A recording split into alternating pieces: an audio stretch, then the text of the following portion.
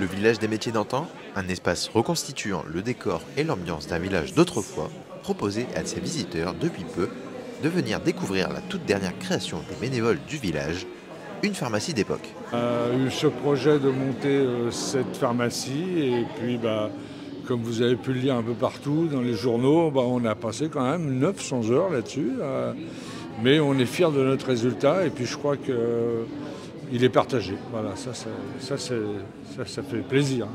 Les particularités ici, c'est plutôt que c'est une pharmacie où on remarque bien que ce sont principalement des éléments. Donc de cette époque-là, il n'y avait pas de GSM, il n'y avait pas de joystick, il n'y avait pas d'informatique. Donc les médicaments, les producteurs de médicaments n'existaient pas. Donc nous avons toute une kyrielle d'ustensiles qui montre bien comment on fabrique des pilules à la main par des pâtes, qu'on lit dans les pâtes et ainsi de suite. Et donc le tout est de ce fait-là d'une autre ère. On a remis les volumes correspondant à nos meubles, on a tout préassemblé, tout nettoyé. Et au mois de janvier, sur une quinzaine de jours, nous avons remonté le tout sur place pour des meubles qui datent des années 1850-1860. Tout est en chêne massif. Et donc c'est du travail régional et probablement, plus que probablement, des bois de la région utilisés à cette époque-là. C'est tout du bénévolat, ça a une certaine valeur morale et aussi économique, ça c'est sûr et certain.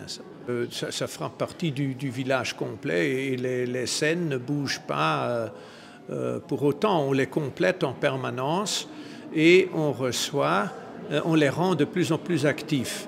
On a beaucoup de gens qui viennent et qui sont vraiment étonnés quand ils partent d'ici. Ils nous disent mais vraiment c'est formidable, on ne pensait pas que c'était aussi beau, on ne pensait pas que c'était aussi fourni en petites choses. Des spectateurs qui ont aussi eu l'occasion d'en apprendre plus grâce à l'exposition éphémère de la Chicorée Leroux.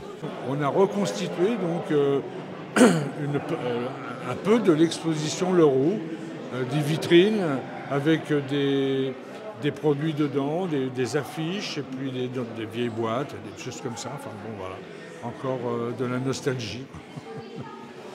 Cette dernière sera disponible jusqu'au 30 septembre 2024. Grâce aux travaux et aux ajouts des bénévoles, l'immersion dans le village grandeur nature devient de plus en plus forte.